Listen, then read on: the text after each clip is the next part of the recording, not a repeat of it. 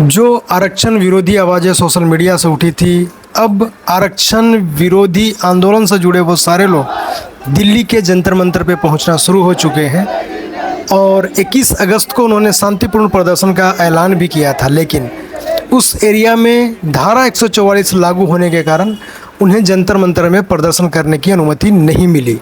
इसके अलावा वहाँ पे जो भी प्रदर्शनकारी थे वे SC/ST एक्ट और UGC जैसे काले कानून से भी नाराज़ थे, तो इसे भी हटाने की मांग वो कर रहे थे। मैं आपको कुछ विजुअल दिखाना चाहता हूं कि वहां पे जो प्रदर्शनकारी आए थे उन्होंने अपनी कुछ बात रखा है और वो क्या कहना चाहते हैं, आप भी सुनिए। आइए आपको हम सुनाते हैं कि सोशल एक्टिविस्ट आदित्य राज सिंह ने क्या कुछ कहा है। 21 अगस्त आरक्षण सुधार आंदोलन के लिए हम जंतर मंतर के आसपास पहुंच चुके हैं और आप देख सकते हैं कि बैरिकेडिंग पहले से ही की जा चुकी है।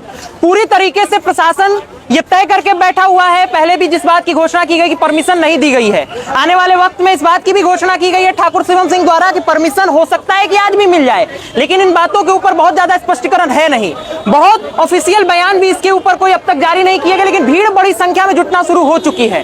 ये तय है कि जन भावनाएं आहत हैं। ये समझने वाली बात है कि सरकारों को यह समझना पड़ेगा कि आप असामाजिक तत्वों को तो इस बात की अनुमति दे देते हैं कि आप आकर के इस देश की संसद पे चढ़ाई कर दीजिए, लेकिन जो लोग इस देश के सभ्य समाज से आते हैं, जो कह रहे हैं कि हमें हमारा संवैधानिक अधिकार मिलना चाहिए और सिर्फ बातचीत के आधार पर मिलना चाहिए, जो अराजकता फैलाने को भी तैयार नहीं है, जो आपसे लड़ाई लड़ने को भी तैयार नहीं है, सिर्फ संवाद चाहते हैं, आप उन लोगों को प्रश्रय नहीं देते और जो लोग विवाद चाहते हैं उन लोगों के साथ बातचीत करते हैं, यहाँ तक कि अपने ही मंत्री का इस्तीफा दिलवा देते हैं। ये समझने वाली बात है। ये लड़ाई बहुत बड़ी बन चुकी है।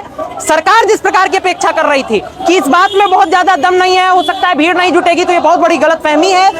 देश में सवर्ण समाज से रिलेटेड जितने बड़े लीडर्स हैं वो सब दिल्ली में जुट चुके हैं। वो चाहे अनुराग प्रताप सिंह राघव हो, वो चाहे सन्नी सिंह हो, वो चाहे सर्वेश पांडे हो, वो चाहे जिसका भी नाम आपके दिमाग में आता चला जाए, वो सारे लोग यहाँ का हिस्सा बन चुके हैं, वो दिल्ली आ चुके हैं। तो ये आंदोलन बहुत दूर तक जाने वाला है। आने वाले वक्त में देखना है कि क्या होता है, लेकिन फिलहाल के लिए अगर आप आ चुके हैं तो आइए, नहीं आए हैं तो जहां है वहीं से अपनी आवाज उठाइए। ध्यान रखिएगा, संविधान के लिए लड़ाई लड़ रहे हैं, संविधान तोड़ के संविधान की लड़ाई नहीं लड़ी जाती। अपने अधिकारों को की सीमाओं को लांघने का अधिकार न मेरे पास है न आपके पास है। संविधान सम्मत तरीके से जो हो सकता है केवल वही करिएगा, क्योंकि संविधान तोड़ के संविधान नहीं बचाया जाता।